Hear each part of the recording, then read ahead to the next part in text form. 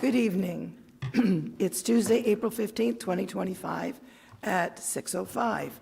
This meeting will be conducted in person in the Sanford City Council chambers and via remote video and teleconference pursuant to 1 MRSA Section 403B2D and Section 6 of the Sanford City Council Rules of Procedure.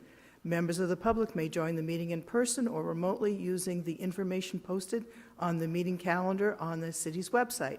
Members of the public may also submit comments via the website under government/city council/contact the council. Would you please join me for the Pledge of Allegiance?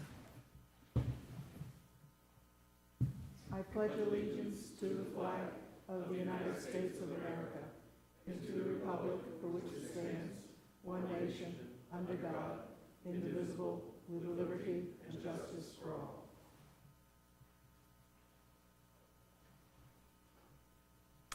And would you please join me for a moment of silence?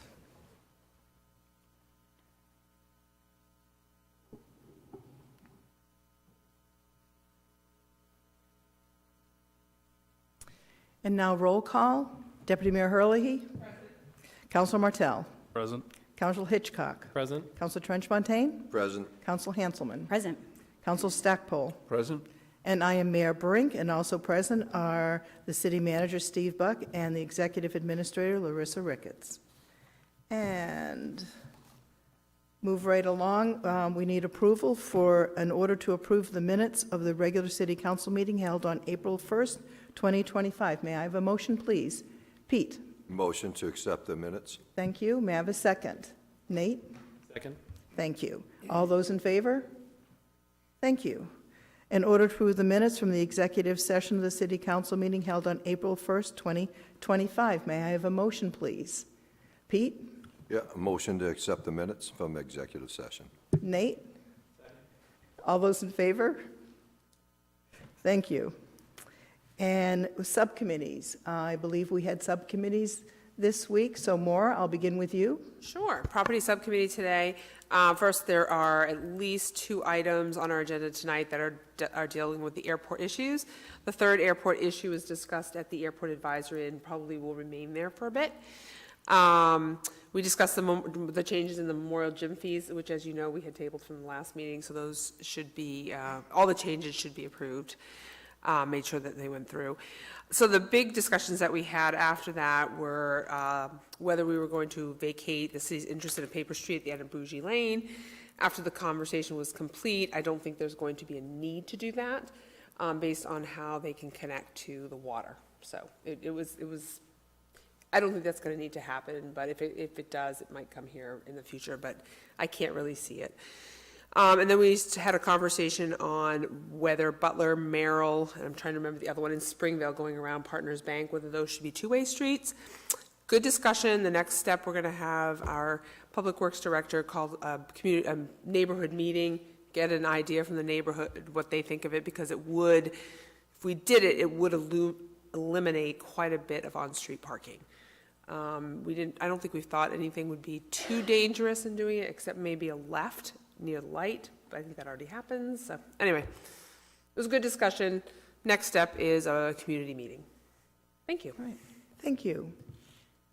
Anyone else with a Bob? The Solid Waste Committee did meet last Tuesday, and we have put out an RFP. This has been out for a while for vendors. This will be for solid waste pickup, trash pickup, and tomorrow at 11 o'clock, I believe, we are opening those RFPs at the DPW office. And so we should have some fairly exciting news for the council and others to be able to look over these proposals and try to make a decision as to who to move forward with. So some exciting news. Excellent. The Solid Waste Subcommittee. And go ahead. Public Safety Subcommittee met last Tuesday as well. Councilor Martell, Councilor Trench-Fontaine joined us to step in for the mayor, and we had a robust meeting, as we do every month. instead of reiterating some of the conversation points of the meeting, although I do want to mention a key thing. One, we do have a new canine in training that hopefully we'll get pictures and information on soon. It is not a pug, but there is a great canine in training. Come on, Anne, a pug can't be a police officer. They're too little. I never want to limit, their opportunities. The fire department continues to be extremely busy. We did get an update on their spring kind of preparations for spring and summer activities in the community. Dispatch is as busy as ever and report out, and highway and public safety report out on incidences and safety issues on our streets. The thing that I want to say is these meetings are less policy or ordinance-driven these days. When I first started public safety, we really only met to discuss ordinance changes or significant issues. They've shifted into really informative, robust meetings from 4 of our public safety departments. And we're just talking tonight, I think I can say this out loud, that our, Public Works Department is a first responder. And so them, along with dispatch and fire and police, really keep the council informed at the subcommittee about what's going on, what needs are, where we're lacking resources, where we're doing really well. And it helps us as a council better understand what's happening in our community with those extremely important departments and report out. So anyway, we're not doing a ton of policy work, but we're really hearing some important information that helps us shape decisions when we get to budget time and throughout the year. So that's that. Thank you. Thank you. And Nate? I'll just mention that the land bank did not meet as it normally does, but there are some developments going on with some previously declared dangerous buildings and either rehabilitation plans or property cleanups or demolitions. And then the fire station working group, I don't know if it's been announced to the public yet, that committee actually will no longer be a committee in the sense that instead we will be presenting, I think, quarterly updates on the status of the fire stations. And so that's just a report to say that that committee will no longer be reporting. All right. Well, and it was set up to get approval for a fire station, so it is not needed. So it's perfect. All right. Any other reports? Okay. And I want to thank the Public Works Department for the great job in plowing. I want you to know I live in a cul-de-sac, and every time they try to do a cul-de-sac, it's quite entertaining. So both my husband and I sit with our coffee in the morning and watch them go round. We're going to miss that throughout the summer. Cul-de-sacs are very hard to do because of the circle that they have to go in, and it's very difficult. So I appreciate the effort that they do. They do a phenomenal job with that, and it's made me realize that I could never drive a plow truck, ever, so never ask me to fill in. All right, Steve, we'll go on for the city's manager report, and I don't believe there's going to be homeless. No, there is. We do have one. Okay, thank you. So the first item is the homeless task force. The task force met last on April 7th of this year with a continued focus on the 5-step action plan towards addressing homelessness before an individual becomes unhoused. They developed a draft mission statement and was presented to help better define the work and how the work can be best communicated to those seeking resources. So the draft mission statement states that the mission of the prevention framework is to create a collaborative, data-driven, and equity-centered system that prevents homelessness before it begins. Guiding principles of the City of Sanford's 5-step framework, we aim to strengthen community resilience by identifying root causes, investing in protective factors, and ensuring that every individual and family has timely access to support, resources, and housing. You'll note in here that that's probably one of the most difficult tasks because some of the individuals we're talking about now have never needed assistance before, so they're unfamiliar with where those resources are, how to connect to them, and so it's a difficult group to identify and the best means to communicate to them. So action items that came from the meeting are that the additional partnering agencies were added to the action plan, each with a role in working with or having resources towards addressing economic and housing needs.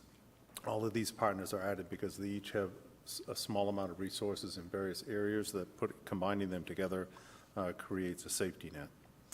Establishing a single point contact person to facilitate and coordinate the exercise of resources.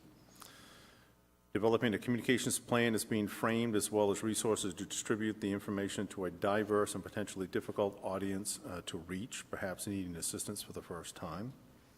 establishment of a quarterly meeting and coordination across the full depth of providers, the first of which will be June 16th of this year.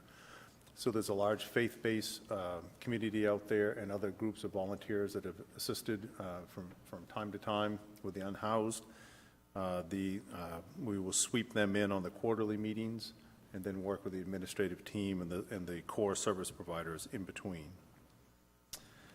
We have a meeting that's being scheduled with the statewide 211 coordinator to review the current list of resources here in York County to ensure that all of that list is complete, and making additions and or amendments to that, and ensure that those are being communicated well to the public when they're utilizing the system. Working with the United Way of Southern Maine for their ongoing update of information around the Alice report and the regional housing statistics that they're working to update. And discussion on changing the name of the task force to better reflect its current and ongoing mission. The next meeting will be May 5th of this year. One last thing on the homeless. So we've been monitoring LD 689, which is entitled An Act to Sustain Emergency Homeless Shelters in Maine. The York County Advocacy Group has been working with our legislators and tracking support of this bill to increase the level of funding statewide to emergency shelters by $5 million per year. It's currently at 2.5. That increase would take them from $7.50 per bed day to $19 per bed day. The average cost of providing that service is about $150 per bed day. It came out of the committee with a 9 in favor as presented, in other words, the $5 million per year. The divided report showed 3 opposed, wanting to reduce it to $2.5 million. So next we will see this at some point come before appropriations, and because there's a fiscal impact of $5 million associated with it. So wish us well. Good luck with that. All right, that's the end of the homeless report. The city report, we have our new communications coordinator, Megan Boisvert, will start next week on Tuesday, because Monday's a holiday, so she'll start on April 22nd. So at the following council meeting on May 6th, I'll do an introduction with a bio and qualifications and ask Megan to attend the meeting for introductions. Fantastic. Right? So having been absent that position for, what, a little over 2 months now? Yeah, I'm anxious to get it back, so. All right, York County Shelter Program, Megan Jean Gendron has resigned the position of Executive Director effective April 18th of this week, according to the announcement from the Board of Directors that the city received. Executive Director of the shelter, Megan, was a critical partner with the city in addressing homelessness and shelter services for all of York County, and especially for us here in Sanford. We wish Megan well in her next chapter of her life. The York County Shelter Board has appointed Barbara Kreider as interim director effective the following Monday, April 21st. Ms. Kreider is well known to the city as the retired director of the York County Community Action Corporation. Ms. Kreider worked extensively with the shelter during her tenure at York County Community Action. She also served on the Shelter Board of Directors for several years. So she will be working to evolve the shelter services, moving them forward, and has already attended our task force meeting. So with an hour's notice, she zoomed in and was there to start serving with us. So I appreciate that very much. Our fire stations, the design work is about 80% complete. The last of the floor plan amendments to increase efficiency and reduce cost has been made, and it goes for review tomorrow. The administrative team meets with the engineering firm every other week, so we meet tomorrow afternoon. Our dialogue continues around the improvements necessary for Mayflower Drive, which is not yet an accepted city street. There are some improvements that will need to be made to the front end of that. But right now, the Housing Authority is plowing that driveway, that right-of-way, so that needs to come to formalization of the city accepting that. So we'll be addressing that as part of the fire station construction. The site permit, or the SLOTA, is incurring an additional 3 months of process and timing because we have to amend the SLOTA for the entire high school project because one tip of the land for the fire station touches at a point. Therefore, we have to open up the whole high school site permit to amend it, even though we're able to capture and treat all of the stormwater on site. All right. Let's see. On Friday, April 11th, City Administration moved forward with a congressionally directed spending request, or CDS application. We filed that to Senator Collins' office using their electronic portal. I pushed the button on that at about 8 p.m. on Friday night. It was due by midnight today, but we didn't want to take any chances. We applied for $10 million, as we indicated to the voters, educational information that the city would be making that type of application. The funding request focused on key areas of federal code compliance, which is the NFPA standards being pushed through OSHA, which will impact us through the Department of Labor. Impacts due to inadequate governmental payments under Medicare and Medicaid, and workforce development of fire and EMS providers.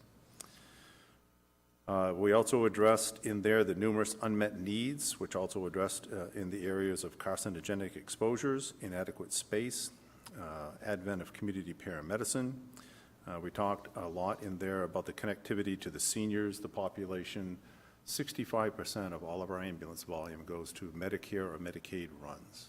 So it's a huge part of our business. Community paramedicine will bridge that gap between the 10 days upon a discharge before anybody who is immobile, before they qualify for in-home care services. So that's a huge part of the construction of these facilities. We house currently and will continue to house regional assets. Our heavy equipment 5 was bought under a federal grant because we house the regional response for all of York County. Further workforce development was a key point in the application as well. Many probably don't realize that we proctor 34 fire and EMS students that come out of the CTE program on an annual basis. They proctor through our fire department for their hands-on and training. We also proctor through the community college system a yearly average of 15 advanced EMTs and 8 paramedics per year. So in our letters of support, I have a letter from President Michael Fisher from the York County Community College here in Wells and Sanford, and we also have one from Maine Community College President David Dagler supporting that and recognizing the work that we do on the workforce development side that benefits the entire state.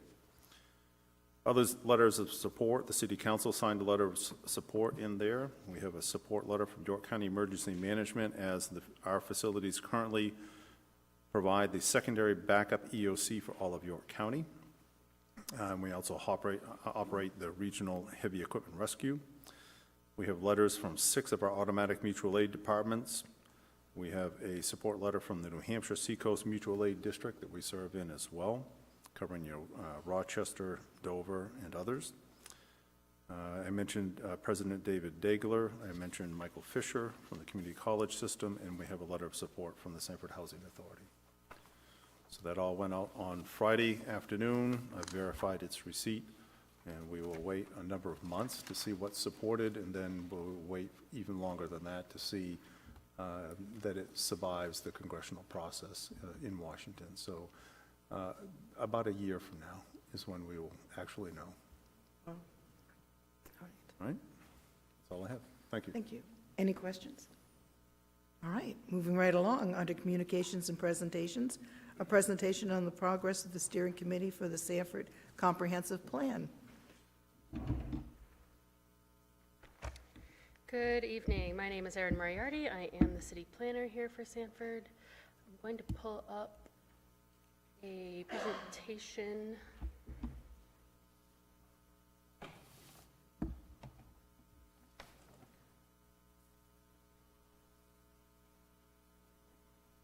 Okay, great. Apologies on not getting it into the packet, but I did print you all copies, and I'm happy to provide that afterwards in a digital format if we need to have that posted. Just to start off with an update to the schedule. About a year ago, in May of 2024, we created a steering committee to help guide the Sanford Comprehensive Plan process. At the same time, we also entered into contract with RKG Associates that performed our market analysis and opportunity analysis, economic development plan. Things have taken a little bit longer than anticipated, which is, I guess, always anticipated, but, so this is an updated schedule here, which does extend to the end of this year, and kind of just documenting the fact that we are about to kick off the public engagement portion of the schedule, and we'll continue to meet somewhat monthly with the steering committee. Planning to come back to you all a couple different times this year to kind of keep you abreast of different changes and opportunities. And if everyone's willing, I was going to give you a little bit of an update on some of the topics we've covered so far. So I know that some of you are members of that steering committee, and all of the meetings are publicly available on town hall streams if anyone would like to watch recordings of those presentations. But basically on the screen now we have a list of topics that we've covered thus far. So the committee, which is approximately 30 individuals, half of which are employees or department heads or council members or planning board members, and then several are also residents that represent the city of Sanford as we talk about different topics. So we've had a SWOT analysis where we discuss strengths, weaknesses, opportunities, threats, the economic development plan, of course. I've given everyone an overview of zoning so they can understand how the comprehensive plan leads to zoning changes in the future.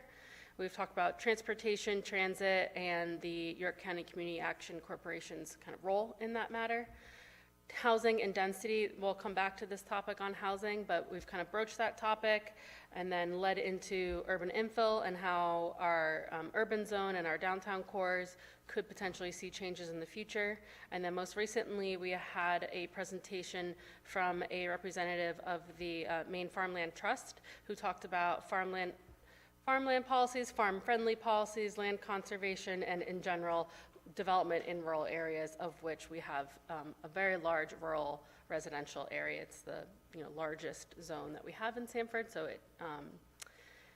it is important for us to think about how we'll be using land both on the urban core side of things and in the outskirts of town. So I'll give you a couple slides I'll go through. Some of them may look familiar from the housing workshop, but just as an overview, some things we've talked about as from the committee's point of view. The U.S. in general is becoming more urban, even though the state of Maine is historically one of the least urban U.S. states. So we expect for an increase in population, both for the state of Maine and for Sanford, and just expecting that trend will get to Maine eventually, and hoping to plan for the future in that regard. Most of you are aware we've had a historic underproduction of housing that started with the recession of 2007, has basically decreased the supply so much so that the demand has increased, and that has led to higher home prices, a lack of housing in general, which then affects job availability and overall our economic prospects for both this community, the state of Maine, and the United States. These are national and local problems that we're having here. This is a localized result here. So in early 2024, we combined the two zones, the single-family residential zone and the residential development zone, as I'm sure you're all aware, as you were on the council then. This change in area was 5% of Sanford's total area and essentially led to a 5% increase in the amount of area where multifamily is now allowed. So if you take the entire land area of Sanford in 2023, it was 75% of the land area allowed single-family homes only as far as a residential product, and now it's 70%. So still a large portion of the total area of Sanford allows only single-family homes. That does contribute to other issues that we'll see and talk about, but we made, a small step in the direction of allowing for the kind of urban infill we'd like to see to support that housing affordability moving forward. This is a frequent slide that I throw at you guys as far as the different factors that can go into limiting development. These are all factors that basically live in the zoning ordinance and or the comprehensive plan, and so therefore we have the opportunity to adjust them and try and potentially promote development in the areas that we would like to see development. So as an example, here are some changes we can make to that list that may help us see the development and the housing affordability increase. I can run through these if you'd like. So for instance, the minimum lot sizes, that requires a minimum lot size, which then, sets up at the outset how much area each house is required to use. Maximum net densities does the same thing, essentially. Neither of those are factors in our current urban zone policy, so we don't necessarily see those as limitations. We do have minimum parking requirements that are citywide, and there are, an extreme version of the opposite might be to implement maximum parking requirements or just to eradicate parking requirements altogether. Maximum height restrictions, that's pretty typical in a residential zone so that certain neighbors don't kind of tower over the rest. But we could also start talking about minimum height restrictions in the urban core to promote upward growth and stop the sprawl out into our rural areas. So that's something that the committee has talked about. Impervious coverage limitations, those go into our stormwater management, which we have pretty strong restrictions on right now in order to protect the city's capacity for stormwater management. But there are potential options for, charging developers different fees that might be more conducive to allowing development. Land use restrictions, of course, always go hand in hand with zoning changes as far as the allowable land uses in the table. A lengthy review process is often cited in communities across the United States as the reason that development is limited, and so we are trying to make our zoning ordinances more friendly to developers, easier to understand, and potentially faster as far as the review process. That again is limited to staff capacity, and the pre-approved plan sets, that's something that some communities in Maine have already started to look at as far as maybe having some ADU, accessory dwelling unit, or maybe duplex plans on file, that instead of having a developer come in and try to hire an architect and then hire a surveyor and hire someone to do that, they can just pull plans that have been pre-approved, go in on a single family lot and turn it into a duplex, or go in and add an ADU into the backyard. So some communities have basically paid an architectural firm to put those plan sets on file with the city, and someone can come in with an expedited review process, pull a permit, and start development the next day. So that's something that we could consider and discuss in the future as well. Okay, so as we talk about urban infill, I'm not blind to the fact that there are challenges in increasing density. Some communities, I think this picture is from Asheville, North Carolina, that had some issues with their stormwater and obviously storm management. That's an extreme example. We have other issues as far as a narrow street and wider sidewalks are always more walkable, but then we start to limit emergency services, or do we limit emergency service? We have to have more training as far as how to navigate narrower streets. We could have shared parking agreements, but that gets kind of sloppy and messy, and then someone has to track those contracts. On-street parking is always banned during a snow event, and therefore where all those cars go during a snow event. Again, stormwater management, we need to either increase our capacity or have some sort of fallout plan for extreme weather events. There's some challenges in defining what a character is and whether or not we want to have high rises in any kind of area of town. Traffic is a frequent flyer, as well as parking, as a complaint that comes from current residents as new residents move in. And then there's also the conflicts with different roadway users. So you can see in the bottom example there, kind of complicated intersection where you're allowed to have bikes, scooters, pedestrians, cars, buses. Those are all things that would have to be taken into consideration. But those are just challenges. They're not total barriers to development. They're just things that we have to discuss. We can't just carte blanche development. We have to, plan accordingly. So then we get to the benefits, of course, of urban infill. One would be that walkable neighborhoods have proven to be more resilient in recessions. So the areas that were already built up prior to the Great Recession housing bubble burst of 2007, 2008, areas that were already walkable had a significantly less decline in housing value, if they declined at all, compared to areas on the outskirts that would be more considered with like suburban sprawl and car-dependent neighborhoods. There's an increased housing improves affordability. I just went to a conference actually 2 weeks ago in Texas, where the city of Austin, they reduced their average home price that ballooned to $750,000 during COVID. They reduced it down to $500,000 in the course of 2 years by just allowing more housing to be built. So it's a great case example. Obviously a much larger city and a much higher housing value than we have here in the city of Sanford, but it can be done. It is a proof of concept that the more houses you build, the more affordable they get overall. Also key to point out that urban development supports rural conservation. So if we're allowing housing and commercial developments to happen in the urban core, we can preserve things like Madugal orchards and promote our rural character on the outskirts of Sanford, which already exists. Another thing to keep in mind as we promote economic development in Sanford is that employers often look for thriving residential neighborhoods to locate near. So if we're trying to attract, say, a large office complex or company, they're not just going to look for the location of their office building, they're also going to consider where their employees will live and whether or not there's any available housing there for them. So that's something that needs to be taken into consideration as well. A decreased reliance on cars. So obviously if you can walk somewhere, you don't need to drive. We're seeing more residents on the younger side of the age spectrum that are not even pursuing getting their license. They're not interested in owning a car.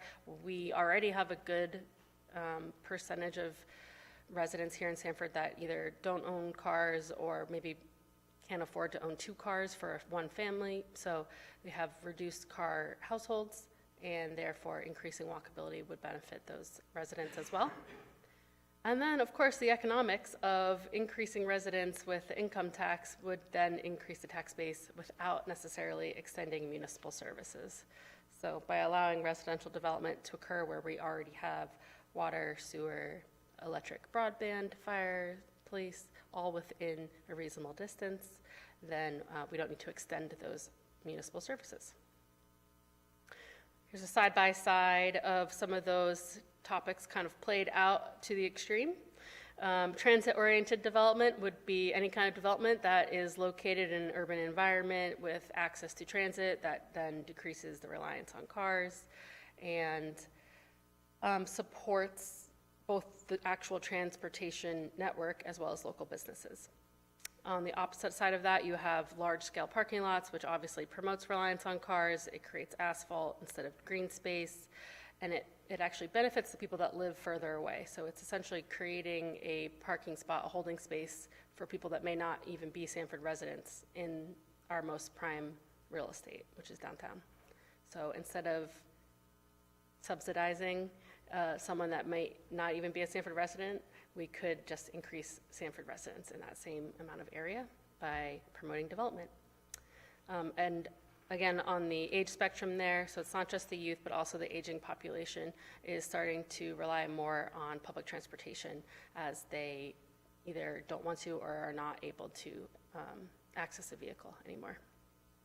So by promoting aging in place, we can achieve a lively downtown with supported businesses and multiple modes of transportation and housing of all different price points and sizes. So that's some of the topics we've talked about so far in a very quick overview from the comprehensive plan over the past year. Our next steps are, as I said, we're entering the public engagement phase of the plan, which will include a community survey, activities, both in person and online. Eventually, we'll get to the draft goals and concepts for the future, and we'll run everything, like all of those ideas past the public as well. That's why there's multiple kind of touch points with the public. Followed very quickly by actually writing the plan and then bringing it forward for multiple rounds of review with the steering committee, the public, you all, city council, and then at the end of all of that, we can ask the state of Maine to kind of give its blessing and accept our comprehensive plan. obviously the plan will have all of these goals, then smaller action steps underneath it, supporting text, maps, graphics, all of those lovely portions of a comprehensive plan. And then once that plan is done, that is when we move on to ordinance changes and ordinance updates. So if we have a few more minutes, I don't know what time it is. I'll keep going.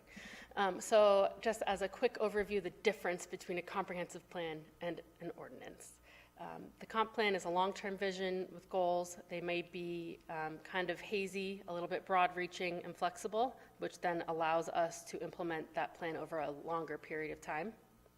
And it guides the ordinance development. So we have some details up to a certain point, but not necessarily legalese what exactly we want the ordinance to say. And then versus the ordinance is a law, it's enforceable. We'll have multiple public hearings, both with the planning board and with you all, city council, to let the public weigh in on like a line by line, word by word number basis. And this will obviously include then the details and also designate the authority. So as an example, the comprehensive plan might have a goal such as promote a high quality of life in Sanford for current and future residents. And then underneath that goal, we'd have a couple of actions there that support that goal. And then beyond the action, we'd have a page, a chapter, a graphic that supports that action and kind of explains it out with either a case study or just text from our economic development plan and the research that RKG did, anything that would then support that action plan and kind of give the background for why it's made it into the plan at all in the first place. So I just chose, because we talked about urban infill, adjust development standards to promote higher density development in areas with municipal services, job opportunities, transit access, et cetera. We could add an action that says support local and regional transit programs to encourage mobility and sustainability. An action might say reduce, remove, or limit the requirements for off-street parking in areas with increased access to transit and high levels of walkability. And then as an example of what an ordinance might say that supports this and comes after the comprehensive plan would be if we were to address our off-street parking standards, we would update the ordinance that already exists. I'd like to point out that these three points right here already exist in our ordinance, so it's not that we're not doing anything to promote walkability and urbanization where it makes sense. So we have already an opportunity to reduce the required amount of parking if you're reusing an existing building. So say a mill gets reutilized into housing, there's a built-in waiver for 30% of the required parking. If the developer can prove that the proposed parking is adequate based on national studies, that also is an option for either site plan or planning board to reduce the requirements.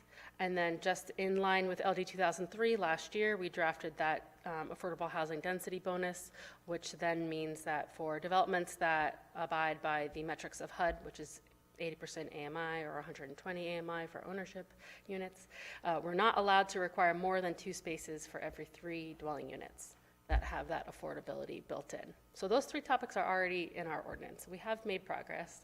And then I threw in 3 other examples that could potentially be added in the future, which would be allowing developers to pay a fee in lieu in conformance with, and then we'd have to set up the rules as far as how much they pay per parking space or if it's a percentage or whatever the reduction is, right? So that's one option. Maybe within a quarter mile of a transit stop, they get up to 50% of a reduction. Maybe they propose and pay for the transit stop. Sometimes that is actually cheaper for a developer than actually building out the parking, So if we're going to promote transit and walkability, we can have the private sector pay for it if it makes more sense to them. And then another option might be within a design review district or maybe within a future overlay. So not necessarily has to be tied to an entire zone of the city, but it could be a smaller section where we build in the option to reduce the required amounts of parking. Those are the examples. Any questions? Sorry, any questions? I say when I go to a city or a country that has transit where I can just get on a bus and go someplace or a train or a subway, I love it because it's so much easier than having to try to find a place for my car. And I don't have to worry about directions because they usually tell you how to get there and stuff, so it's perfect. So I think that probably is the way for the future for all of Maine. Would be great. Probably not northern Maine for quite some time. There's a timeline for everything. That's okay. It's a long-range plan. Ann? Madam Mayor, I just wanted to commend Erin on the work she's doing in the committee. I have not been able to attend every meeting, unfortunately, but the ones that I have attended are robust conversations. I do think, Erin, sometimes it's like herding cats, probably, with all of us different personalities, different and strong personalities in the room. But I feel like it's a lot of voices are at the table, and a lot of great conversation happens. So if folks haven't had a chance to watch any of them, they are, I think they're pretty interesting. So, but thank you for the work you're doing. Yeah, appreciate that. Thank And you. what's good is you don't have to come in here, you can see them on television, which is great because it's like a dinner theater. My husband and I will watch it with our meal and a glass of wine, so it's perfect. Yes. It's quite entertaining. Are you binge watching, like watching one after another? Because you can't stop, right? You just one after another. I understand. White Lotus Sanford edition. I love it. And I've encouraged, I think I'm going to encourage all the counselors who haven't been participating or watching the meetings, especially some of the earlier meetings when there were, statistics coming from the company you hired. Yep, It's very interesting information, and it's the world's changing, and urbanization is a good thing. I think I look at my sister, and I say this of several people. I look at my sister who lives in Boston. I think she has a much better community-minded neighborhood than we have within our small towns or in our rural areas. They get together. They did a cleanup of the neighborhood this weekend. They have block parties. They raise money for various things they want to do in the neighborhood. It's different. It's kind of nice when urbanization can be good. Right. Thank you very much. Thank you. Okay, moving right along. The next on the agenda is public participation. We had 2 people on that list, but they are on our agenda, so anytime that they're on the agenda, they don't need to sign up under public participation. So we will get to the 2 of them that were on there. And now, under public hearings, I'm going to open up this hearing to receive comments in favor or against a liquor license application for malt, spirits, and wine privileges submitted by, and I'll ruin this name, I know I won't get it right, Azul Agarvaya. Was I even close? Azul Agave Mexican cuisine. Yes. Yeah. I will never get that right. I should make you guys tell me it every time I walk in. Say it again. And I do enjoy going there. All right, and it's on 6 Lebanon Street, Sanford, Maine. So is there anybody to speak in favor? You should come up and promote your restaurant. It's a good thing. No? Come on. Okay. Yes, I'm here. Tell us about your restaurant, because you're probably not going to have to worry about our promoting this. So, Yes. So actually, Vianney had to take care of something in another restaurant that she owns, but she is hopping back in. But Azul Agave is going to be a Mexican restaurant, family-oriented. It's going to be under the category of casual dining. We are going to be having a lot of the typical dishes that you would expect of a Mexican restaurant, along with a full bar. oh, fantastic. And then again, it fits right into park at the Midtown and walk over. That's, anytime there's been a restaurant there, that's what I've done. So please do that. So is there anybody? It's been great listening to the notes that you guys have been talking about urbanization. Yes. So it's been great. Me and Vianney were like, wow, that's really great. That's going to be good for business. Absolutely. Is there anyone to speak against? Seeing none, I declare this public hearing closed. And just to let you know, I'm going to take up the consent agenda now. And typically, we don't read what's on the consent agenda. So I usually ask the council if they have any questions. And so what's on there is your license. And the other thing that's on there is a license for Pilots Cove for Chamber of Commerce event. So just to let you know, that's also on there. And so seeing as no questions from the, seeing as there are none, then I approve the consent agenda. So your license has been approved, both license, so you're all set. Thank you. Let's, moving right along to old business. This is in order to approve the revised Memorial Gym fees. And Brady, you're on. And thank you for the hard I just want to make sure that you work. guys can hear me. Thank you. Yeah, Can we you hear me? Yes. Okay. So we've obviously gone back to property sub on this, and we came up with all the verbiage that's in front of you tonight, based upon the prior council meeting comments, and we edited those, and then we also added in the $100 refundable deposit that's going to be required for all renters. So are there any questions, or would you like me to go over the entire document? I don't think you need to go over the entire document. We all received it in our packages and stuff and read through it. So let me see if there are any questions, and making sure that we addressed everything that the council wanted from the last meeting. So Maura, your hand is up. Yeah, I think we discussed this at property, and he answered the majority of things. I think he answered everything we had talked to him about. The main thing we discussed at the property was that there's going to be basically a security deposit when you rent the gym. He's picked the rate. We didn't tell him what we wanted to pick. So if he feels that's sufficient, we're okay with that. So basically, you're going to give a security deposit. The only thing in there, Brady, could you edit it slightly and say the money will be refunded if it's left in good Yes. condition, the key is returned? Yep. So yeah, so he, the floor covering, that's going to be a charge for anybody that isn't having an athletic event, so people are going to have to get used to that. But I think he answered everything, and, stab number 5,000,004 on Memorial Gym rental fees. All right. Any other questions? May I have a motion that, oh, Jonathan, go ahead, you have a question. So just around like the cleaning fee, it looks like it's refundable at this point. How is that considered good, and is there some portion of that's, or is there just kind of a standing, things like cleaning the bathrooms and mopping the floors and that kind of stuff?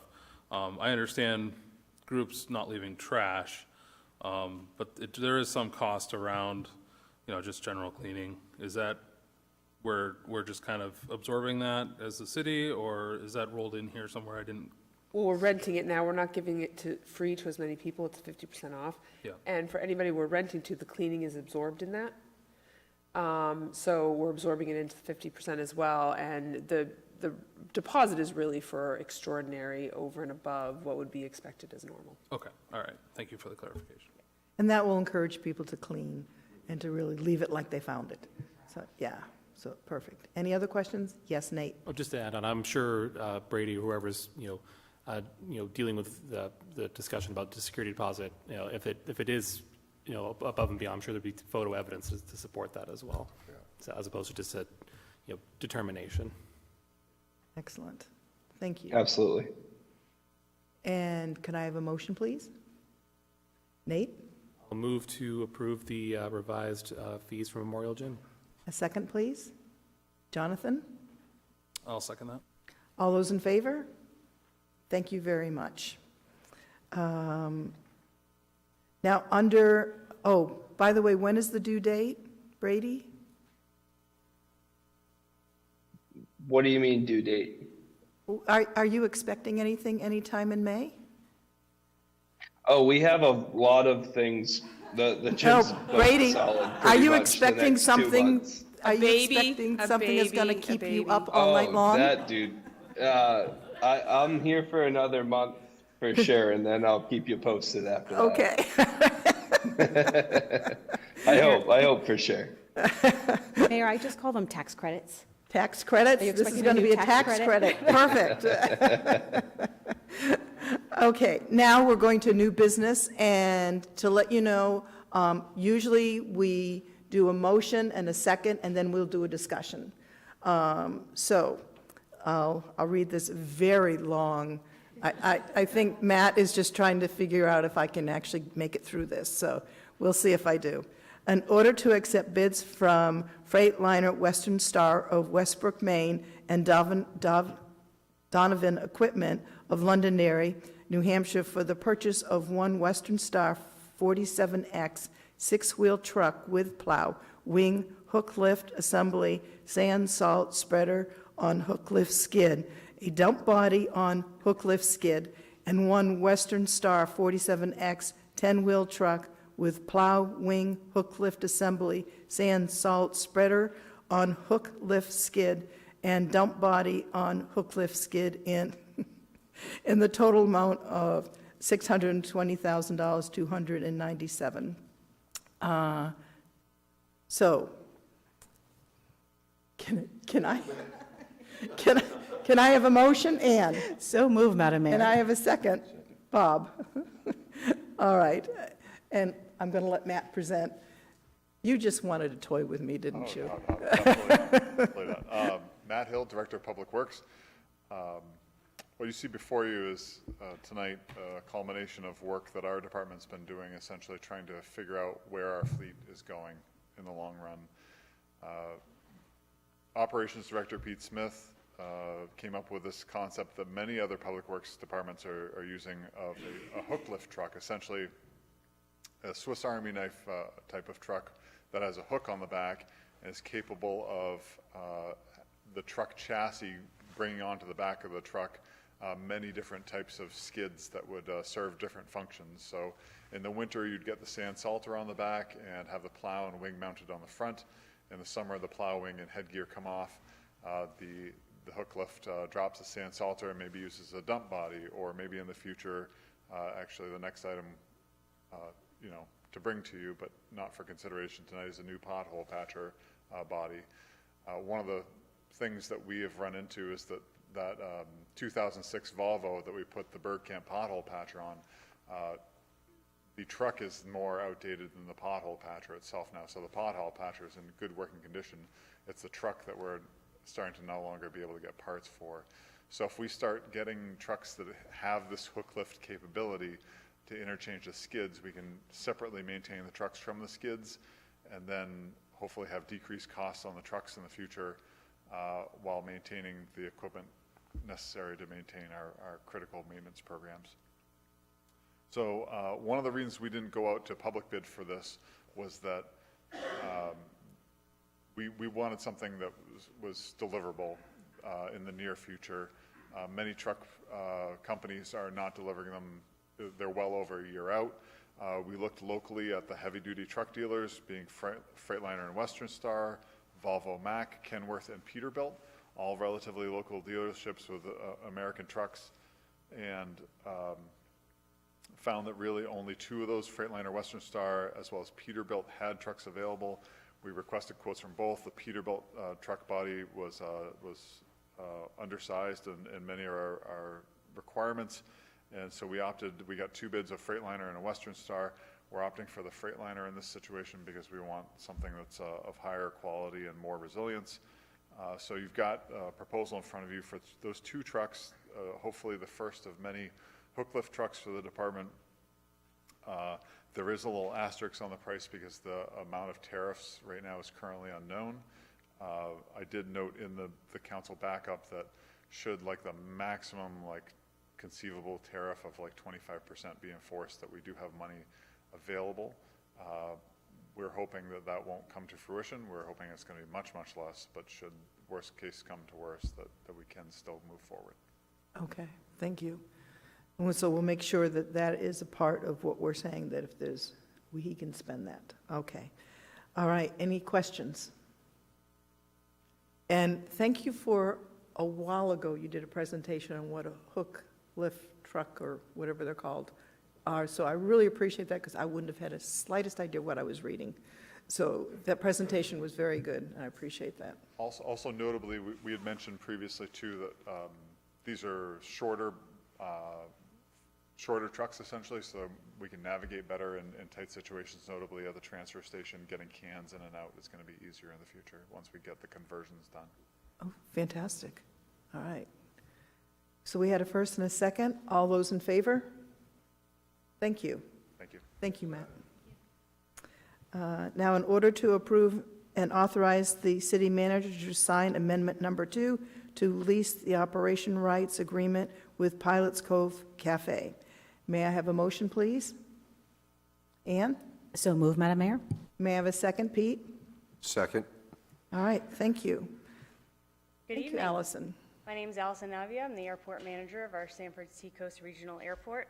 To present on this tonight. To give you a little bit of history, the original lease was in 2019. The purpose of the lease was to allow a concession on the airport. So you'll remember back to a lot of the presentations that I've been doing about compliance and aeronautical use and really driving that home.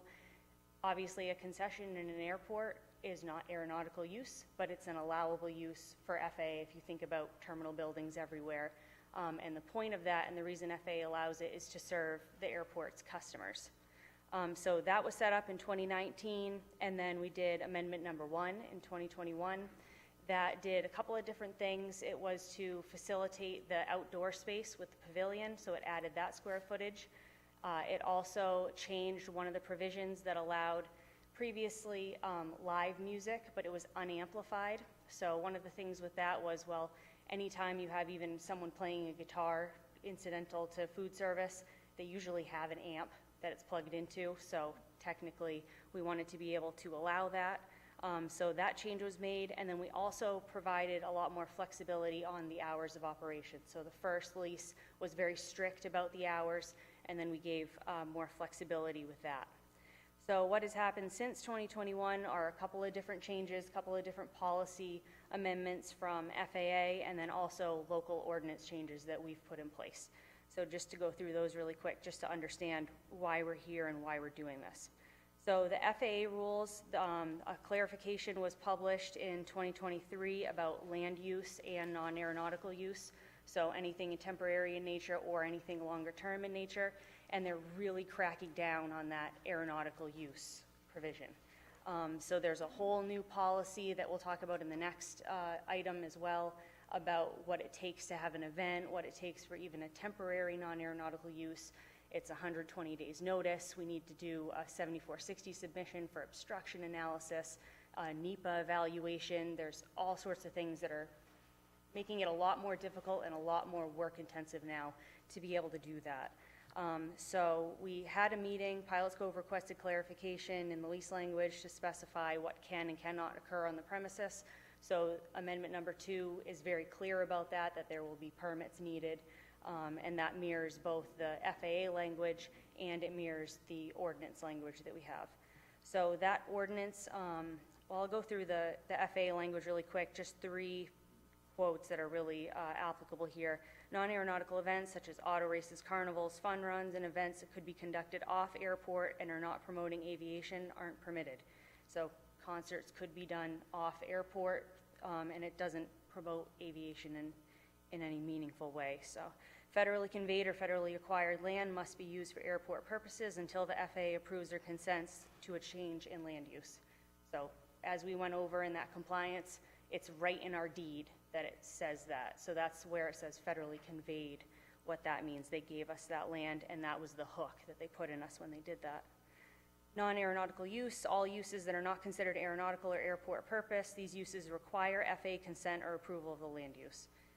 It goes on to say not only the direct use, but also all parking associated with the non-aeronautical use. So it's not just, the concert itself, it's the parking that's all associated with it. Then FAA also categorizes that as non-aeronautical. The city ordinances, that's Chapter 70, Article 2, that's the rules and regulations. It talks about compliance. It adopts all the federal regulations and policies as our ordinance policy, so it takes that in by inclusion. Unauthorized use, it talks about that, and then it does specify for special events and specifically lists concerts in there, so that's in the ordinance. So the lease amendment clarifies that and speaks to that. The other city ordinance that's referenced here is, can't remember which article it is, I think it's 4, and that's the rates and fees. So that talks about a CPI escalation being standard for all leases. So Pilots Cove's lease escaped having a CPI escalation the first time that we did it, so that puts that in. So their lease rate has been flat since 2019. Every other lease on the airport, including solar, including Kennebunk Water District's agreement, all have those CPI increases so that it keeps up with inflation and just keeps things fair on both sides. So that's in there. There was a fenced area around the dumpster that also has quite a bit of extra space for storage, so it incorporates that. That was never being paid for before, and we maintain the fence and the gate on that one. There was also some concern from users and pilots last year. They came to the Airport Advisory Committee meeting and asked about possibly asking the cafe to change their hours to be more amenable to the pilot's schedule and preferences, which they really like breakfast. It's really just a cafe that people like to fly in and have their breakfast early and then leave. So the request was made, an informal survey was done over at the flight school, and I don't know if that was included in your packet, but I do have that. So one of the things we put in here was in the high season, especially during the summer, just to be open earlier to serve the pilots, which is the primary purpose of the cafe being there. And then the last thing is just all the additional clauses were added to bring the agreement into compliance with federal regulations. So that's the subordinates clause, and we also added one in there for city ordinances pertaining to occupancy, because that's been an issue in the past. So we want to be really clear and transparent about exactly what those occupancy calculations are. The fire chief recently went to a training where there's quite a bit to this. So he had all the calculations done based on different scenarios, so we'll be able to share that, and then that can be incorporated into this amendment and posted so that everybody can see it, and then followed in that. So that's a summary of the agreement itself. Okay, thank you. Any questions? Jonathan? I think I see the owner in the audience, and I just wondered if there was any concerns or feedback around these changes that you would like to discuss. That's what I would call them for. Okay. That would be my job. Yeah. All right, any other questions of Allison? Thank you, Allison. All right. So Allison, a lot of this, I mean, I was in the property subcommittee when we discussed this, a lot of this is mandatory FAA changes that are coming forward. Am I correct? Yep. So they are going to be reviewing. We don't review whether there can be events at the airport. They are going to be reviewing them because they no longer essentially trust the local process on what is appropriate for the airport. We see this happen from time to time. There was a policy with hangar use of whether people could store things other than airplanes in hangars. They were very strict about that for a while. So we see the pendulum swing with their policy interpretation from time to time at the federal level. And this is just one of those things where I think they were starting to have security incidents and safety incidents where it was like too easy to have an event almost. So they're just tightening it back up again. So it's not unforeseeable that it could change at some point in the future, but for now, that's what the regulation So is. essentially, much of what we're doing in these two agenda items this evening is responding to the FAA, doing what they are basically mandating that we need to do in order to maintain compliant with them and continue to receive and act as an airport. Correct. Yep, and it's also bringing this agreement in line with all of the other agreements, because we've been working on all of the other land leases being all updated, and then with the ordinances that we worked on over the last year or two, bringing it up to speed with those as well. Yep. Thank you. All right. Is this something that either of you wanted to talk to? Yes, both this and the next. Yep, we'll talk to just this one right now. Come on up to the mic and introduce yourself, please. By the way, I love the food at the restaurant. It's very good. So thank you I don't know who your chef is, but it is really good food. Go ahead. Good evening. My name's Tyler Smith. I'm an attorney with Libby O'Brien, Kingsley and Champion in Kennebunk, and I'm here representing Pilot's Cove Cafe. I think to start, some background may be helpful in terms of the process that has led us to this meeting today and this amendment number 2. In November of last year, Mr. Bowden received an email from the city manager, the airport manager, essentially declaring that he can no longer have any events at the airport or at the restaurant. He received that, and then I asked some follow-up questions. I did a FOA request for relevant documents and communications with the FAA, received a very comprehensive response and a set of documents. And then earlier this year, we had discovered that the airport manager had individually reached out to just one act that is in fact scheduled to play at Pilot's Cove and informed them that they would no longer be able to do that, that she was the airport manager and that event would have to be canceled. I also understand that a similar communication may have been made to the Chamber of Commerce recently with respect to the event in May. So after that initial communication that we learned about, I had requested that the airport manager cease those activities, and that led to the discussion at City Hall, which was referenced by her in her presentation. And really the purpose of that was for us to understand that if there are concerns about any of these events that are happening at the restaurant, tell us what they are so we can have a dialogue to figure out what controls need to be in place. Is it parking? Is it number of people attending? Whatever it is, let's talk through it to see if we can reach an agreement. And that's what led to amendment number 2. Now, I will tell you that my client will not be signing lease amendment number 2. The justification for this lease is, as was indicated earlier, or the lease amendment was indicated earlier, this idea that there are FAA regulations in play and that this is mandatory. And we wanted to look at that fairly, so we retained an attorney who specializes in aviation law. Her name is Kathy Yotis. She has 30 years in aviation law. She's a former FAA prosecutor.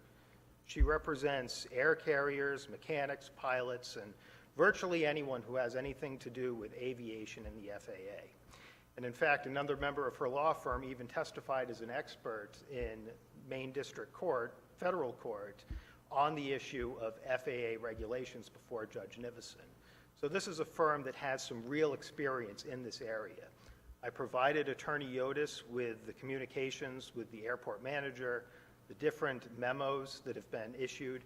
Are you going to stand here and you're going to tell me what somebody else said? Because they're not here to talk. No, she's not. She was not available. Okay, I don't want to hear what she said because she's not here. So you're telling me something that I can't validate.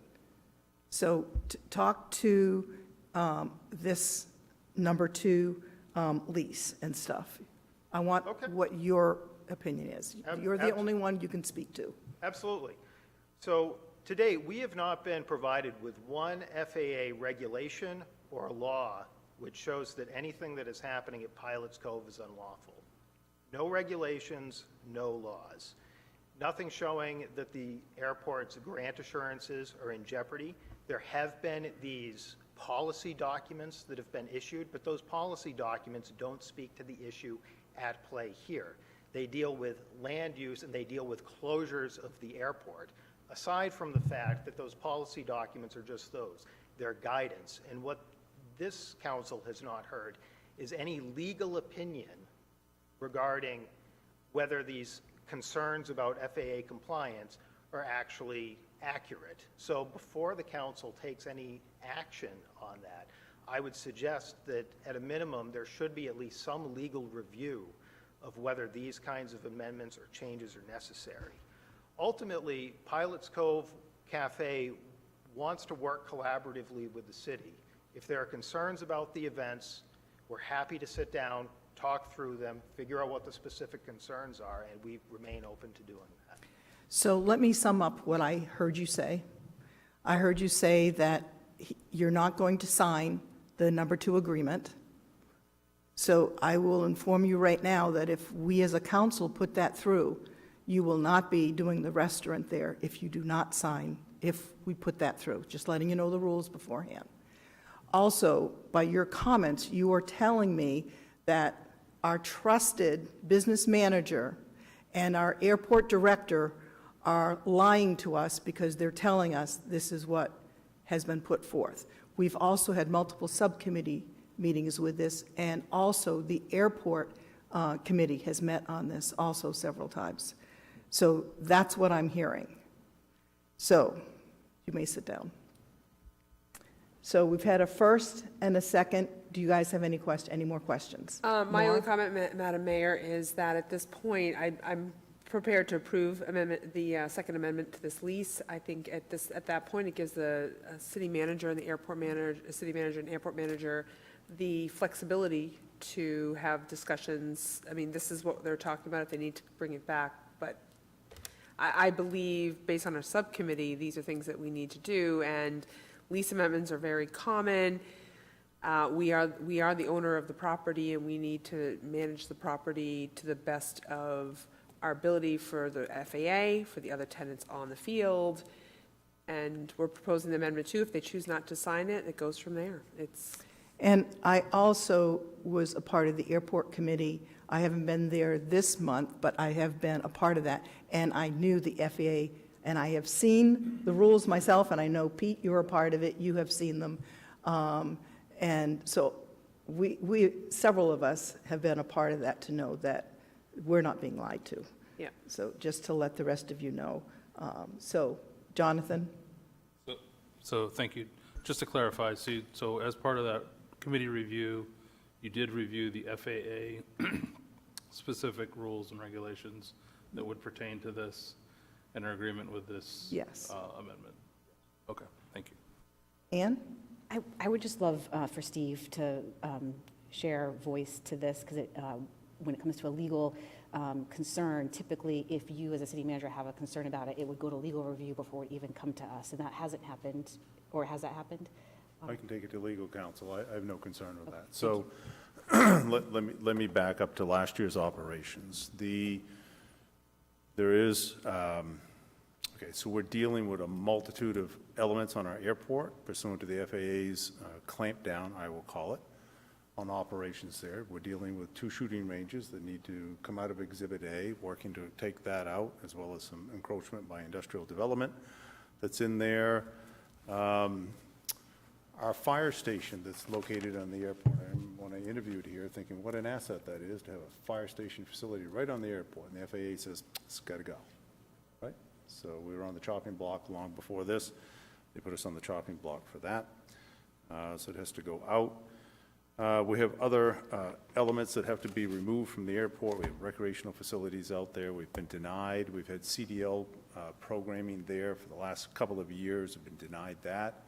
Now has to go through full permitting and authorization by FAA. So things have changed. There are changes of conditions there that, even though they've been there since 2023, we're now we're being enforced upon, right? So in other words, this isn't the only thing. No, this There's is not the multiple only things happening. This is not the only thing. So I'm a little disappointed that, I'll leave it at that, because I'm not here to litigate anything. We did note that last year, the concerts that were taking place there were a bit larger in scale. So the council, and we gave all this information to the lessee in a meeting that we held on March 20th. And that meeting was held specifically to have a conversation with the lessee and their attorney around these concerns that the city has. Thought we had a productive meeting around that, and I gave them the indication at that point in time that we could have given them a notice of violation and invoked the 60-day clause on last year's operations. We did not. We allowed the business to carry forward with that. Codes was there, fire was there, did direct observations of the scale of the events. And I gave them a presentation that the council had authorized 2 large-scale events prior to those in prior years that exercised a safety plan, traffic control, ancillary parking, and all of those elements, right? So that was a two pilot programs. Those went well pursuant to the exercise of that. And then beyond that, the concerts have just taken place. So the events that took place there last year, codes, fire was expressing concerns. They went down to observe. One of the last ones could not get through the parking lot because the parking lot was over capacity. It was not parked correctly. There were concerns there. There was an inordinate number of people underneath the canopy there and such. So there's a whole list of violations that were observed in that. The matters were not pressed timely because we allowed the business to finish out the year. We brought that to attention through communications. Communications do not flow well when sent to the business as pursuant to the lease allows and specifies in there. So we held a meeting on March 20th here in the manager's conference room to discuss with the lessee these concerns and what needs to be done going forward. We gave the framework of lease amendment number 2. Those elements were discussed. And then the legal counsel indicated that he would get back to us about their acceptance or non-acceptance of that. What I observe in the lease amendments that are still subject to potential negotiation around the terms and such, there's a concern about the amplification of music, the presence of light shows and such and that, and how that translates from the foothold of the leasehold, how that translates off-site, no different than zoning, out onto the airport. That's what the FAA is concerned about, is those kind of elements. So in that meeting on March 20th, we talked about potential shielding, what could be done, is it a decimal rating, all those kind of things were discussed and left open for interpretation as to how we make this language change in there. So it's not a matter of interpretation and negotiation. We believe, the city believes strongly, that by pursuant to FAA's clamp down on their regulation of these type of non-aeronautical events, that the music events that are taking place, have taken place, and are proposed to take place for this coming summer, and that was the urgency of getting the communication out to the lessee in a timely manner to make different arrangements for that, if might need be, that those are going to be in violation of our agreements with the FAA around the operation of the airport. So from that perspective, we care to guard that diligently. We have all of the other elements in the works of the FAA as far as being addressed, and now it's addressing the leasehold there for the restaurant, where the music was supposed to be ancillary to the operation of the restaurant, not a primary function as what we see as a concert venue. So we'll be addressing that with legal counsel and the lessee. We'll get a legal opinion. If there seems to be consternation around that, once we have that, likely it's a 60-day notice. So then we can go through that process. So, which is what we were trying to avoid in the whole part, by having the business meeting, discussing it at the table, and seeing what we could come to for agreement. So if we're at a disagreement on that, we'll simply pursue the elements that are incumbent there in the lease. What I really stand on here is in the 2019 lease, which still stands current and has not been amended, under Article 2, term of the lease, Article 3, subsection A, sub 3, it specifically states that any other uses of the leased premises shall only be permitted with the written consent of the city, which consent shall not be unreasonably withheld, conditions or delayed, provided the use does not conflict with the airport's operation and does not violate FAA grant assurances. That's what we're up against. We seem to have a disagreement in that area. The minimum standards of the San Francisco Coast Regional Airport, those have changed. Those standards then in effect relating to the use of the airport or any other applicable laws. In the event any applicable laws, rules, regulations, or minimum standards clearly conflict with the express terms of this agreement, so we're saying that in amendment number 1, amplified music and the scale of that is in conflict, the terms of the laws, rules, regulations, and minimum standards shall be controlling, but only to the extent necessary to give effect to the particular provision in conflict. That's what we're disagreeing in. So we'll address that. Nate? I'll try to be as brief as I can. So first of all, I guess I just want to say that I think these FAA regulations, while they have the good mind and heart to produce safety in our airports, I think sometimes they can be a little bit extreme. For example, I think to myself, why does FAA need 4 months of notice for any specific event? I feel like a lot of these things can be something that is, resolved on a local level. That being said, I guess for my vote today, I have to look at the information that we have, and I don't have a reason to doubt that our city staff has done the due diligence it needs. Certainly, if that's not the case and there's no law, regulation, or anything like that, there is an appeal process for city council decisions. If that's the case, then we'll let sort of the courts sort of figure that out if there's no agreement there. But just wanted to sort of share my thoughts and say that, I don't necessarily think that these regulations need to be as heavy as they are, but that's out of our control. And, I'm just, that's just wanted to share that. Thank you. Thank you very much. Any other comments? All those in favor? Thank you. All right, the next is in order to place a moratorium on special events and airport use outside the normal operations and approval aeronautical activity, such time a clear and prescribed policy and procedure is in place at the Sanford Seacoast Regional Airport. Can I have a motion, please? Pete? Yeah, I motion to go forward. A second? Jonathan? I'll second that. Any discussion? Allison? I can go over any more detail if you want, but I think it's kind of along the same lines. Steve really spoke to it very well.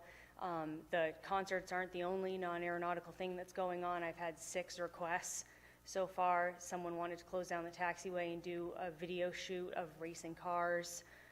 We had that CDL course, which we actually make quite a bit of revenue off of, and it benefits. That's a very good point of frustration as far as these being kind of onerous. I mean, we really need CDL drivers, so it benefits a lot more than just the airport and the revenue, but we couldn't do that either. So it's not just this one focus. There's tons of requests for events, and until we can have a fair policy in place that takes a lot of the burden off of me, because one of the things with these regulations is the applicant doesn't talk to FAA, the airport sponsor has to, which is the city. So I'm the one that has to have the meetings, I'm the one that has to provide all the information, the safety plan and all that stuff. So if I can come up with this form and have it so that I can be given all of that information and then make sure it's correct, that'll make things go a lot easier, and then we can move forward and maybe get permission for some of these things. But for now, there's nothing in place, and there's just way too much going on to add all of that to the plate. All right, thank you. Steve, do you have any comments? Yeah, I'd like to.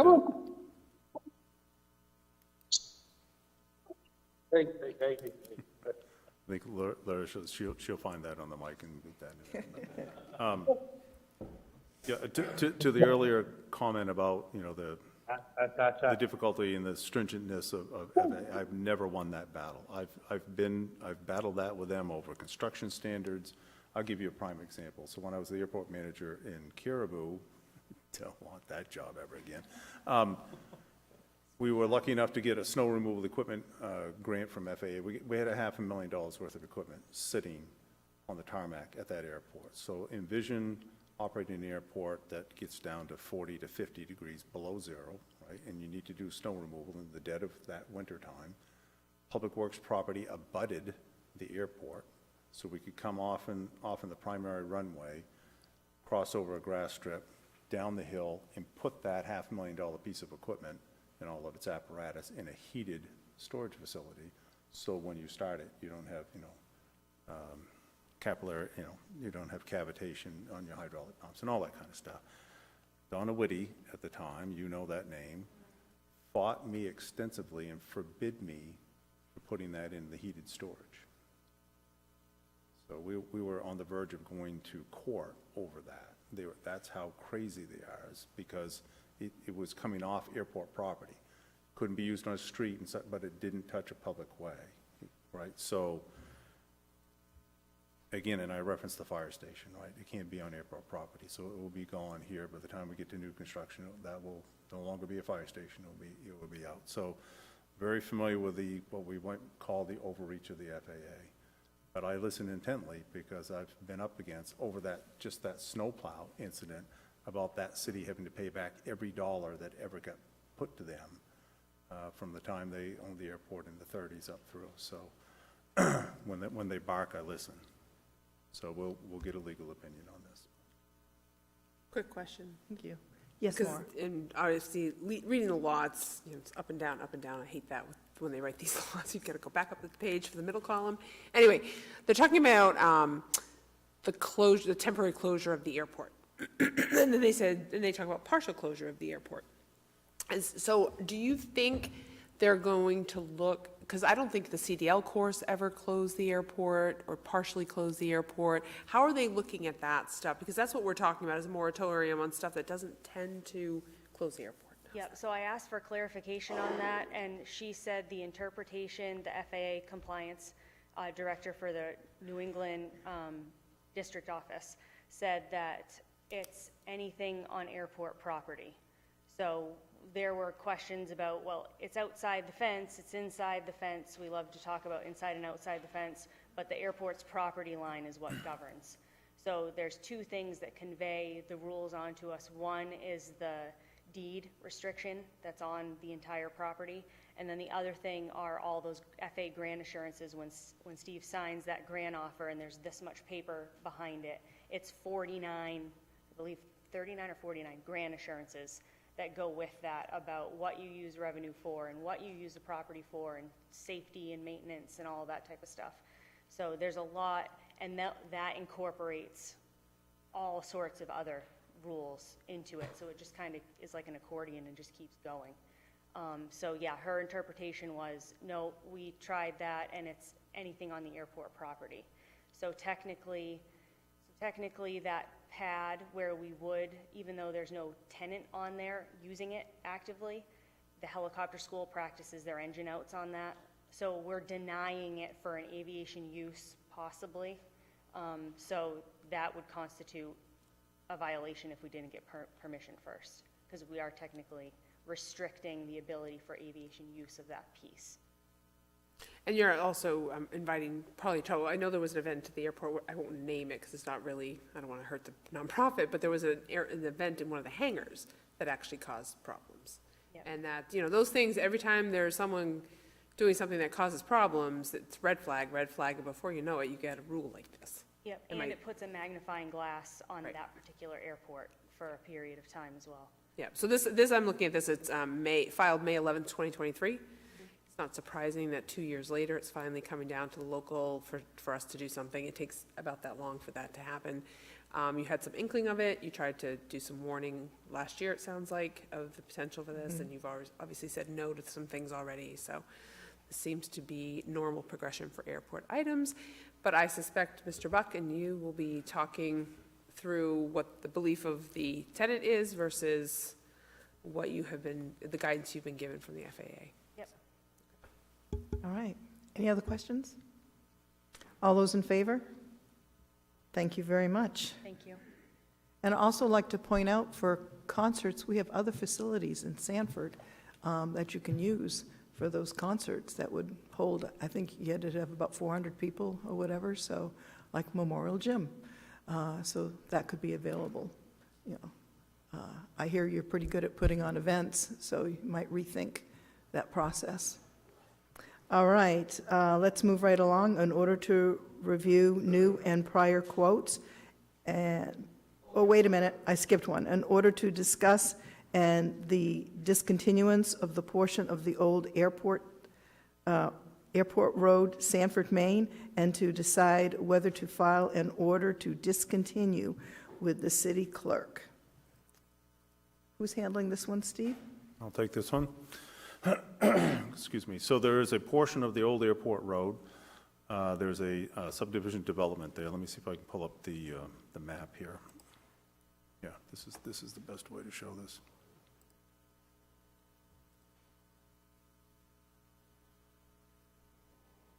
So this is the airport road. This referenced on here is the old airport road. This was the old Route 109 at one point in time. The state gave that right of way over to the city when they constructed the new Route 109. I think that was in the 1930s, so it's not so new anymore. But the area that's shaded here in yellow, the issue with this is that that's still part of that right-of-way, that land that belonged to the state. It's now been granted over to the city, so it's the city's property at this point in time. You can see there's a constructed encroachment on that property. That being said, the developer is seeking to do further development on that, further housing development on that property, and that's when it came to everybody's attention that there's an encroachment there and needs to be addressed. So the process that's in your packet, it's described pursuant to state law. It's a newer process that is not that many years old, so Larissa Ricketts went through our legal counsel. She's packaged this up in order for you to consider as a city council to be able to sell that property, discontinue that piece of land, and sell that portion of land to the development, so that it clears up that old encroachment and then allows for that new development to go forward. This is the process that we're under consideration for tonight. So, I lose my packet here. Here we go. So back in the packet, our legal counsel, Phil Saucier, has prepared for the council the order of discontinuance. So this is a three-step process. You first have to consider that portion of the right-of-way that's going to be, is up for discontinuance. So you're fulfilling this regulation tonight by having the discussion and the dialogue around that. If you choose to go forward with this, you will authorize this order by resolution tonight. You will then file that with the city clerk. We will then immediately make notice to the abutters. We have the abutters list developed and ready to go. It's a condo association, so there's more abutters than typical. The abutters would get the notification, and for the second meeting in May, you would hold a public hearing at that time. Pursuant to legal review on this, there's no damages to be assessed, because the only property that abuts this is the development itself, who currently uses it for their access. So no access changes for the abutters and such. So if you authorize this order tonight, we'll file that with the city clerk. We'll provide the notice of the public hearing. You'll hold the public hearing the second meeting in May. And if there is no issues identified or need for a further amendment, you can take the actual order that night to be able to discontinue that portion of the road. And then our realtor has developed a price of $25,000 to sell that portion of land to the developer. And then that allows them, Jamie's here as well, that would allow them to move forward with their future development plans down there. Okay. Which I believe, Jamie, is how many units of housing?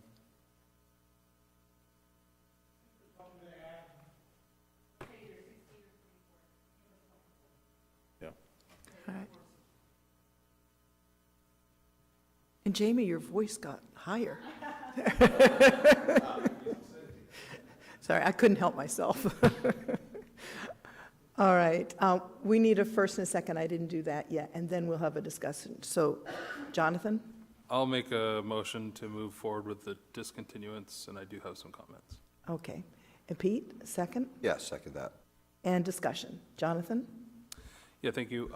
Steve, I don't, this is like old history for land use, but are there any like utilities or anything like that that goes through there that is of any concern at this point? The utility easements will be maintained unless you specifically, and you'll see that again in the actions for the public hearing, unless you specifically give those up, which we're not, then the easements for any utilities pre-existing and in the future is maintained. Okay, so there's no concerns there for any of that. Okay, thank you. Any other questions? All those in favor, then? Thank you. Yeah, And Steve, do we sign anything tonight, or is? Yes, I have that here for you tonight. Okay. So I will note that the property owner, the abutting property owner, the developer, however the best terminology is, has been very cooperative in this process. They've provided all of the information. The survey work here has been done by them as well. It's been a long time getting through all of this because it was a difficulty in the 1930 era's discontinuance, shall we say, isn't just something you can search in the computer systems here. So, yeah, it's been a time-consuming project. Steve, is this going to be they're actually going to have housing units going in there, or is that Additional housing units. additional in that area? Oh, perfect. Thank you. Not in the yellow area, but in the properties that are, Okay, thank you. All right, moving right along. in order to review new and prior quotes and authorize any revision of benefits proposal from Paquin and Carroll LLC for Maine paid family medical leave insurance. Fun stuff, right? Talking about insurance. Could you please introduce yourself? My name is Daniel Cody. I'm a broker with Paquin and Carroll Insurance. I work exclusively in the employee benefits area. I've been working in the business for 28 years. Been in the insurance business a little longer than that, but just doing benefits since 1996. I was brought into Sanford. I was referred in to talk about Maine PFML. There is, for lack of a better word, a loophole in the law that says, as you may be aware, all employers had to start paying into Maine PFML 0.5% from the employees, 0.5% from the employer, starting in January 1 of 2025. The program doesn't actually start until May 1 of 26. The state needs to build up a pool of money so they can afford to pay out these claims. There's also another provision in the law that says you can go out and get insurance to cover that. There's 18 approved carriers in Maine that are writing those policies. So what we did is we went out to a few carriers and obtained quotes. What happens when you use a private carrier, because the private carriers do not need to build up a pool because it's a disability claim, they already have tens of millions in their disability claims pool, they do not charge any premium until the policy actually goes into force, which would be May 1 of 26. So essentially what happens is once you get that policy written for May 1 of 26, you get a policy number, you apply to the state of Maine for the waiver. It takes 2 or 3 days to get back. You're waived off of, so you do not have to pay the state starting April 1, as long as the policy's written and the waivers apply to before May 31 of 25. They give you the waiver, and it's good for 3 years. That you do, so you're not. So what's essentially happening is you stop paying the state, and you don't pay the insurance company. So you get essentially 13 months without paying any premiums, as opposed to staying on the state, where you'd have to pay for those premiums for those 13 months. So the next thing you do is you go out and find a quality carrier that has good claims paying ability, good service, a local rep that can really help you when times, things get in trouble. It's insurance, things happen, things go wrong. You want somebody that can be there for you. So starting in January, we started quoting out. We've quoted to date about 40 employers here in Southern Maine. And you kind of get a sense of which carriers have an appetite for what size business and what type of business. We found that we have a few carriers that are really good in the under 50 market. We have several carriers that are really good in the 50 to 100, and we only have a handful of carriers that tend to be good in the 100 to 1,000 life market, which is where Sanford falls. So we went out to 4 carriers, and we obtained quotes back from 3 of them, and they ranged anywhere from 0.933% up to Standard had a quote of 1.28. Nobody was under 1% except for Unum. Now, Unum tends to like municipalities. I have another city in Maine where I have Unum in there. I also have another city where I have Standard in there. So they tend to go after those kind of cases, and they want to get that business. So Unum came in with a super competitive quote at 0.933 compared to Standard, which was 1.28, and Symetra was 1.02. So knowing the market, understanding it, seeing the quotes come in, we knew that Unum was going to be, before we even quoted it, we knew Unum was going to be playing ball. And they're going to give us a competitive quote. You just get to know that in the industry. You know who wants the business. We presented Unum. We had a great offer, 2-year rate guarantee, and they did require, as all other carriers are requiring, another line of coverage. PFML is not a big money maker for them, so they want to obtain another line of coverage. Typically, the cheapest line of coverage you can use is life insurance, so we asked the carrier to quote life insurance. They quoted us a $25,000 policy on every employee in the city and the school department, and that was all factored into the quote. There was still an extensive savings of over $500,000 for 2 years compared to being on the state, with the life insurance and the PFML. A week later, after I presented it to the city and it got approved, Unum came back and said we can no longer make that offer. Now, in 28 years, this is the first time it's ever happened. I can't speak for Unum. I don't know what the logic was behind that. The only thing I can hypothesize is they made a mistake and they wanted to take that quote back because it was too low. To say that I was upset was putting it mildly, so I immediately went to the next lowest carrier, which was Symetra. Symetra was at 1.03. I said, what can you do for me? We need to get this rate down below 1 because we can enjoy the most savings possible. They worked with me and they said 0.98%. They also worked with me in another way, saying that instead of having $25,000 of life insurance on everybody, we will only require $1,000 of life insurance and only on the school system, because the city had emphasized they did not want to add life insurance to their bill. So Symetra agreed just to write 1,000 life insurance on each school employee, which of course is a much lower cost.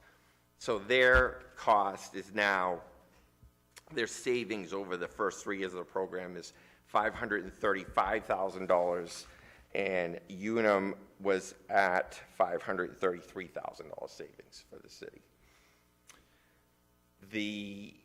What Unum pulled off the table is they were going to write the $25,000 life insurance just on the school department, and they were going to give us a 2-year. They backed out and said, we'll give you only a 1 year, and we want $25,000 on everybody. I spoke to the city manager. He said he'd like them down here to explain why they've changed their offer. And after a couple days, they came back, realizing that they would have to speak on camera. And being a very large corporation, did not want their rep in here explaining what happened. So they then rescinded their offer and came back with the original offer of a 2-year rate guarantee with the $25,000 life only on the school department. So we were right back. But by then, I lost a little faith in Unum. Even though I have quite a bit of business with them, that wasn't something I was really happy about. So I wanted to bring at least one more offer, and that's why I brought in the Symetra offer with the life insurance. It's coming out to about the same price. Any questions? Okay. Do you have any questions? Has the school committee finalized a choice? Or is this, no, this is, okay. No, so it's on the table tonight, because we thought at a week ago that our only option at that point in time was going to be Symetra. On the city side of the equation, we're not part of the insurance side of that, so that our number still stands the same. The difference, the city's net savings under Unum is $94,344 in this time period that we're speaking of, and the net savings under Symetra is $89,889. So there's $4,455 difference there. Not outstanding. Not something that changes the game. So. In the original recommendation that we had, so a very good process with Agent Cody here, the city and school worked. We reviewed through competitive quotes, and we had those quotes, and Dan has talked about what happened with the Unum piece of that. As part of that process, one of the pieces that I presented to the council as far as the recommendation is I viewed working with our local agent as being favorable, more favorable than the state, because if there's an issue, I know who to yell at. So I yelled at Dan, right? Exactly. Figuratively, but I knew immediately who to reach out when the problem happened, and he's been working on it since. So that favorable aspect remains as part of my recommendation. Excuse me. But as late as Sunday, numbers were still changing and still coming in. When I talk with my side of the equation, or the finance and HR department, they're a little concerned that, you know, we're making a very quick decision, right? Numbers were changing all the way up to Sunday, was the last affirmation on the changes on the school side. The city side has stayed relatively the same in these two quotes. And also in that 1 week period of uncertainty, we had another agent reach out, and we've submitted all of our numbers and asked for quotes from that agent as well. So we don't know what those are yet. Those won't be back to us for about another week. We do have some luxury of time here to see what that quote is, and if it's competitive or not, before we have to lock into a plan from a state-approved plan and then file for our waiver prior to the end of May and get that substantiated from the state of Maine. Because based upon everything that we had taken prior to this, for actions, we've stopped withholding now, because we know we're going to go the private plan. So now we have to have a private plan accepted, right, by the end of May, in order to not have to go back and collect those and pay into the state and such under that. So we know that we will have that done. It's just a matter of what that plan is. So I would like to ask the council to table this for this evening, you know, unless the school has more to add to this, but I would ask you to table that for this evening to see what this last quote is, and then we can exercise our options between the Unum, the Centera, and whatever this next quote might be. I do have one comment. I can go out to several more carriers tomorrow morning and get quotes. The reason why we went out to 4 is, as a broker doing one of the larger brokers in Maine, you get to figure out quickly who the competitive carriers are. It's kind of similar to your director of public works saying, I only went to 2 carriers, to 2 garages to get quotes for the truck. Same thing here. I mean, we work with at least 12 of the carriers that are on that 18 list, so we know who is competitive. I can go out tomorrow, obtain quotes from, you know, the other providers. I will caution you that if you start getting into a bidding war, what happens is you have a carrier that will come in and underprice it, and then after 2 years, so May 1 of 28, they will have to significantly increase the rates. And we see this all the time in the industry with disability. A carrier will essentially buy the business, they're too low, and they'll have to come in and change it. So my goal here was not just to save a significant amount of money, but to use a carrier that's high quality, pays claims, and not ratchet up the rates a tremendous amount. 2 years from now, we have to start this whole process. But we do that. If it's necessary. I mean, I work for you. I don't work for any of the carriers. If you want us to go out tomorrow morning, we can get quotes from 8 of the carriers within a few days, I'm sure. Okay, thank you. I think that would be beneficial. So, you know, I looked at a long communication that you gave me on Friday. Excuse me. I put good weight in that. I'm not discounting your knowledge base in any way, shape, or fashion, and as far as what you're telling me on carriers and such under that. So, but at this point, it does feel a bit rushed. I mean, there was all of this action at the very end of last week and movement and such.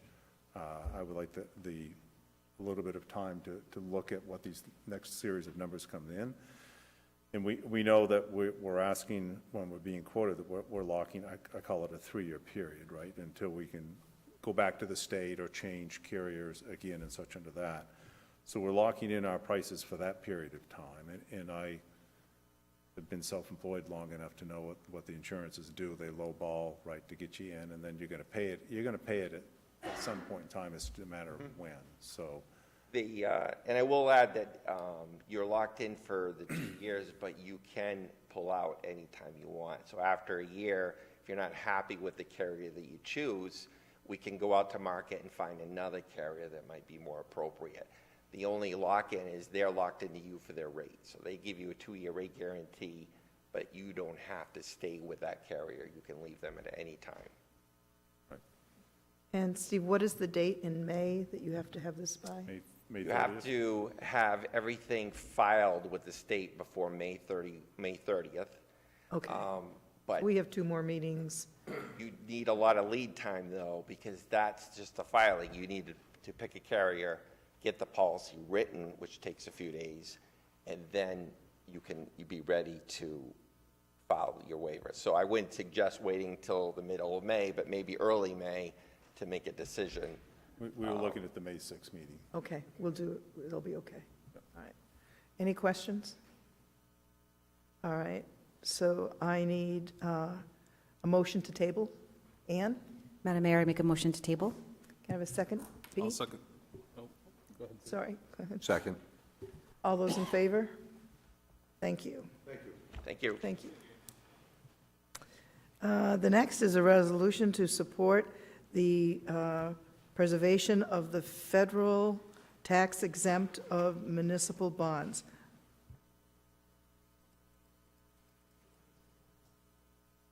And who's handling this one, Steve? I will. So the Maine Municipal Association forwarded this through the International City Management Association has pushed this nationally.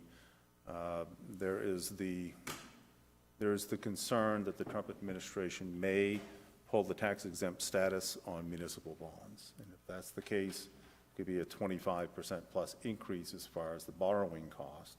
For us, that would be devastating.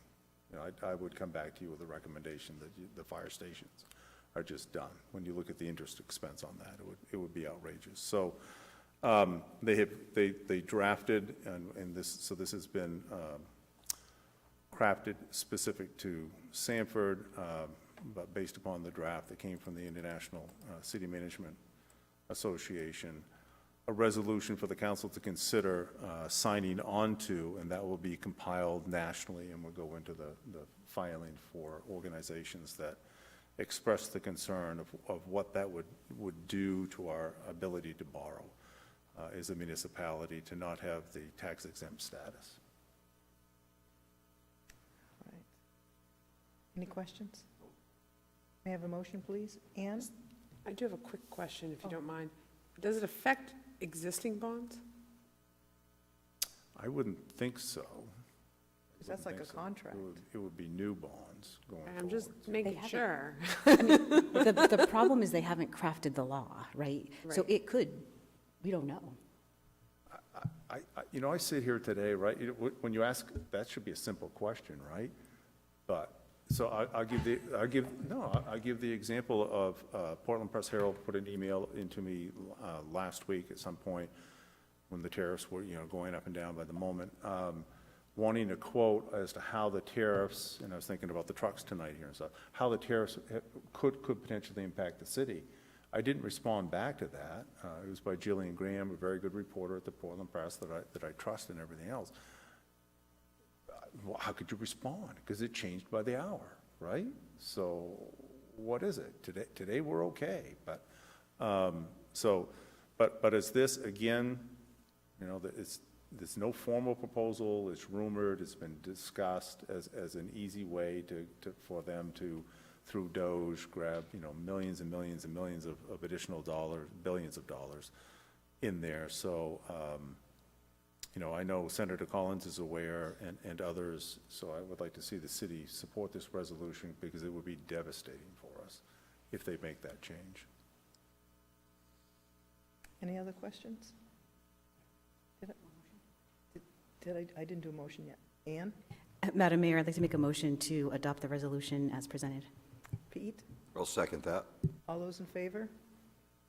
Thank you. Scary times. Any council comments? Ann?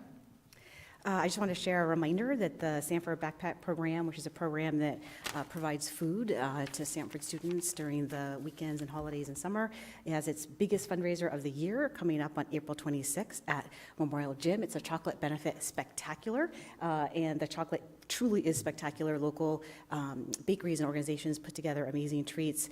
There's live music by the Wintry Mix, which is a great local band. Raffles Above and Beyond is doing a cash bar. It should be a great event. And your admission ticket of $30 provides 3 backpacks of food for Sanford students, so it really is impactful. And you can purchase tickets online if you go to the Sanford Backpack Program or Chocolate Benefit Spectacular's Facebook page. Thank you. Any other, Pete? Yeah, Class of 85, 40th reunion at the Elks Club. Sanford Redskins will be this Saturday. Just leave us alone. It was a wild class. We'll be all right. Okay, police beware. Madam Mayor, I suspect their health conditions that were caused by the wildness of their class should keep it fairly mellow.